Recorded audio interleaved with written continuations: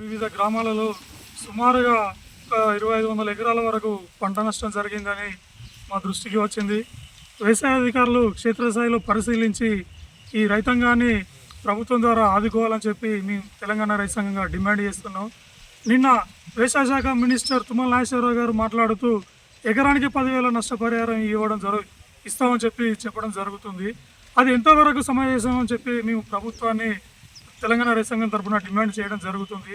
మూలియ నక్కపై తాటిపండు పడే విధంగా ప్రభుత్వ విధానం ఉందని చెప్పి ఆ విధానాన్ని మార్చుకొని రైతాంగానికి నష్టపరిహారం సుమారు ఎకరాన 50,000 రూపాయలు వచ్చే విధంగా ప్రభుత్వం ఆదుకుంటూనే రైతాంగం ఈరోజు బతికే పరిస్థితి ఉంటుందని చెప్పి ఈ సందర్భంగా మేము ప్రభుత్వాన్ని డిమాండ్ చేయడం జరుగుతుంది.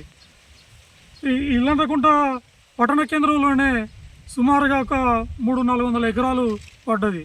అదేవిధంగా మండలంలో పత్తి సుతం చాలా ఖరాబ్ అయింది. కాటన్ రైతులను సుతం ఆదుకోవాలి. ప్రభుత్వం అప్పుడు బోనస్ ఇస్తామని చెప్పి మేనిఫెస్టోలో పెట్టడం జరిగింది. 450 రూపాయలు బోనస్ ఇస్తామని చెప్పి ఆ బోనస్ ఇప్పటి వరకు లేదు. ఆ బోనస్ ఇవ్వాలి.